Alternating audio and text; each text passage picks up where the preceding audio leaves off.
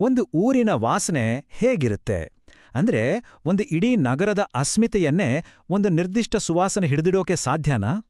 ಒಂದು ಹೂವಿನ ಪರಿಮಳ ಒಂದು ನಾಡಿನ ಪರಂಪರೆಯಾಗಿ ಅಲ್ಲಿನ ಆರ್ಥಿಕತೆಯಾಗಿ ಹೇಗೆ ಬೆಳಿಬಹುದು? ಬನ್ನಿ ಈ ಕುತೂಹಲಕಾರಿ ಕಥೆಯನ್ನ ನೋಡೋಣ. ಪ್ರತಿ ವರ್ಷ ಮೈಸೂರಿನಲ್ಲಿ ನಡೆಯೋ ದಸರಾ ಪುಷ್ಪ ಪ್ರದರ್ಶನವನ್ನೊಮ್ಮೆ ಕಲ್ಪಿಸ್ಕೊಳ್ಳಿ. ಅಲ್ಲಿ 1,00,000ಕ್ಕೂ ಹೆಚ್ಚು ಬಗೆ ಬಗೆಯ ಹೂಗಳು ಕಣ್ಮನ ಸೆಳೆಯುತ್ತಿರ್ತವೆ. ಅಕ್ಷರಶಃ ಹೂವಿನ ಸಾಗರ. ಈ ಎಲ್ಲಾ ಹೂವುಗಳು ಅರಳೋದು ಒಂದೇ ಒಂದು ಅದ್ಭುತ ಹಬ್ಬಕ್ಕಾಗಿ. ಇದು ಕೇವಲ ಒಂದು ಪ್ರದರ್ಶನ ಅಲ್ಲ, ಬದಲಿಗೆ ಮೈಸೂರಿಗೂ ಹೂವುಗಳಿಗೂ ಇರೋ ಆಳವಾದ ಸಂಬಂಧದ ಪ್ರತೀಕ. ಸರಿ, ಈ ಹಬ್ಬದ ವೈಭವ, ಲಕ್ಷಾಂತರ ಹೂವುಗಳು, ಇದೆಲ್ಲ ನಿಜಕ್ಕೂ ಅದ್ಭುತ. ಆದ್ರೆ ಈ ನಗರದ ನಿಜವಾದ ಆತ್ಮ ಇರೋದು ಇದರಲ್ಲಿ ಅಲ್ಲ, ಅದು ಬೇರೆಲ್ಲೋ ಇದೆ. ಹೌದು, ಇಡೀ ಮೈಸೂರಿನ ಸಂಸ್ಕೃತಿ, ಇತಿಹಾಸ ಮತ್ತು ಪರಂಪರೆಯನ್ನೇ ತನ್ನ ಪರಿಮಳದಲ್ಲಿ ಹಿಡಿದಿಟ್ಟಿರೋ ಆ ಒಂದೇ ಒಂದು ವಿಶೇಷ ಹೂವಿನ ಬಗ್ಗೆನೇ ಇವತ್ತು ನಾವು ಮಾತಾಡ್ತಿರೋದು. ಹಾಗಾದ್ರೆ ಆ ಭವ್ಯವಾದ ಹಬ್ಬದ ವಾತಾವರಣದಿಂದ ಹೊರಬಂದು ನಗರದ ದಿನನಿತ್ಯದ ಬದುಕಿನ ಹೃದಯ ಬಡಿತ ಎಲ್ಲಿದೆ ಅಂತ ನೋಡೋಣ. ಅದಕ್ಕೆ ನಾವು ಹೋಗ್ಬೇಕಾಗಿರೋದು ಪ್ರಸಿದ್ಧ ದೇವರಾಜ್ ಮಾರುಕಟ್ಟೆಗೆ.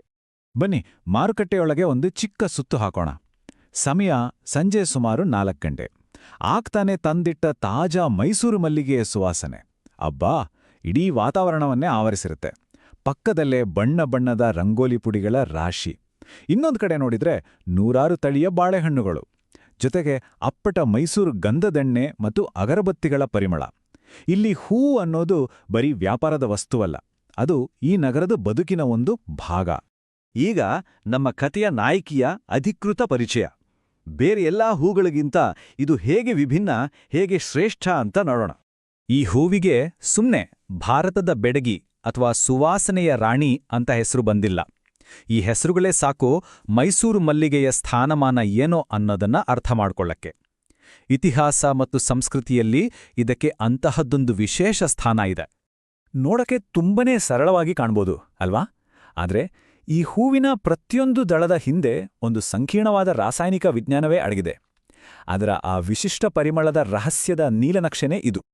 ಸರಿ, ಹಾಗಾದ್ರೆ ಈ ಮಲ್ಲಿಗೆ ಯಾಕಿಷ್ಟು ವಿಶೇಷ? ಯಾಕಿದರ ಪರಿಮಳ ಬೇರೆಲ್ಲೂ ಸಿಗಲ್ಲ? ಯಾಕಂದ್ರೆ ಈ ಹೂವಿಗೆ ಒಂದು ಪಕ್ಕಾ ಅಡ್ರೆಸ್ ಇದೆ. ಆ ವಿಳಾಸವ ಹಿಂದಿನ ರಹಸ್ಯ ಏನು ಅಂತ ಈಗ ನೋಡೋಣ. ಇಲ್ಲಿ ಭೌಗೋಳಿಕ ಸೂಚಕ ಅಥವಾ GI ಟ್ಯಾಗ್ ಅನ್ನೋದು ಮುಖ್ಯ ಆಗತ್ತೆ. ಸರಳವಾಗಿ ಹೇಳೋದಾದ್ರೆ ಇದು ಒಂದು ರೀತಿ ಪೇಟೆಂಟ್ ಇದ್ದ ಹಾಗೆ. ಒಂದು ನಿರ್ದಿಷ್ಟ ಜಾಗದಲ್ಲಿ ಬೆಳೆಯೋ ವಸ್ತುವಿನ ಗುಣಮಟ್ಟ ಮತ್ತು ಖ್ಯಾತಿ ಆ ಜಾಗಕ್ಕೆ ಮಾತ್ರ ಸೇರಿದ್ದು ಅಂತ ಇದು ಖಚಿತಪಡಿಸುತ್ತೆ. ಈ ಮಲ್ಲಿಗೆಯ ಪರಿಮಳದ ಮೊದಲ ರಹಸ್ಯ ಅಡಗಿರೋದು ಮೈಸೂರಿನ ಮಣ್ಣಿನಲ್ಲಿ. GI ದಾಖಲೆಗಳ ಪ್ರಕಾರ ಇಲ್ಲಿನ ಹೆಚ್ಚು pH ಇರೋ ಮರಳು ಮಿಶ್ರಿತ ಜೇಡಿಮಣ್ಣೇ ಇದರ ವಿಶಿಷ್ಟತೆಗೆ ಮೊದಲ ಕಾರಣ. ಇನ್ನು ಎರಡನೇ ಪ್ರಮುಖ ಕಾರಣ ಅಂದ್ರೆ ಇಲ್ಲಿನ ಹವಾಮಾನ. ಈ ಪ್ರದೇಶದ ಒಣ ಹಾಗೂ ಬೆಚ್ಚಗಿನ ವಾತಾವರಣ ಈ ಹೂವಿಗೆ ಆ ಸರಿಸಾಟಿಯಿಲ್ಲದ ಸುವಾಸನೆಯನ್ನ ಕೊಡುತ್ತೆ. ಇದೇ GI ಟ್ಯಾಗ್ನ ಮುಖ್ಯ ಉದ್ದೇಶ. ಈ ಹೂವಿನ ಆ ವಿಶಿಷ್ಟ ಸುವಾಸನೆ ಅನ್ನೋದು ಅದರ ತಾಯಿನಾಡಿನ ಮಣ್ಣು ಮತ್ತು ಹವೆ ಜೊತೆ ಬೆಸೆಕೊಂಡಿದೆ. ಅದಕ್ಕೆ ಇದನ್ನ ಬೇರೆ ಎಲ್ಲೇ ಬೆಳೆದ್ರೂ ಆ ಅಸ್ಲಿ ಪರಿಮಳ ಬರೋದೇ ಇಲ್ಲ. ಆದ್ರೆ ಇಲ್ಲೊಂದು ಸಮಸ್ಯೆ ಇದೆ. ಮಾರುಕಟ್ಟೆಯಲ್ಲಿ ಕೆಲವೊಮ್ಮೆ ತಮಿಳ್ನಾಡಿನಿಂದ ಬರೋ ದುಂಡು ಮಲ್ಲಿಗೆಯನ್ನ ಮೈಸೂರು ಮಲ್ಲಿಗೆ ಅಂತ ಹೇಳಿ ಮಾರಾಟ ಮಾಡ್ತಾರೆ. ಯಾಕಂದ್ರೆ ಅದರ ಇಳುವರಿ ಜಾಸ್ತಿ. ಆದ್ರೆ ಪರಿಮಳದಲ್ಲಿ ಅಜಗಜಾಂತರ ವ್ಯತ್ಯಾಸ. ಇದೇ ಕಾರಣಕ್ಕೆ ಸ್ಥಳೀಯ ರೈತರನ್ನ ಮತ್ತು ಈ ಅಸಲಿ ಮಲ್ಲಿಗೆಯನ್ನ ಕಾಪಾಡೋಕೆ ಆ GI ಟ್ಯಾಗ್ ತುಂಬಾನೇ ಮುಖ್ಯ. ಸರಿ, ಈ ಸ್ಥಳೀಯ ಹೆಮ್ಮೆ ಜಾಗತಿಕ ಮಟ್ಟದಲ್ಲಿ ಒಂದು ಐಷಾರಾಮಿ ವಸ್ತುವಾಗಿ ಹೇಗೆ ಗುರ್ತಿಸ್ಕೊಂಡಿದೆ ಅಂತ ಈಗ ನೋಡೋಣ.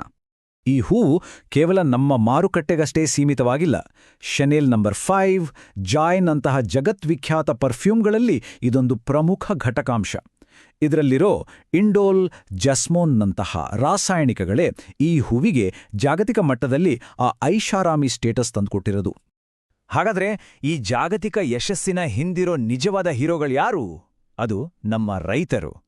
ದೇವ್ರನೂರು ಕೆರೆ, KR ಮಿಲ್ ಸುತ್ತಮುತ್ತಲಿನ ಪ್ರದೇಶಗಳಲ್ಲಿ ತಲೆತಲಾಂತರಗಳಿಂದ ಬಂದ ತಮ್ಮ ಜ್ಞಾನ, ಕೌಶಲ್ಯ ಬಳಸಿ ಈ ಪರಂಪರೆಯನ್ನ ಅವರಿವತ್ತಿಗೂ ಜೀವಂತವಾಗಿಟ್ಟಿದ್ದಾರೆ.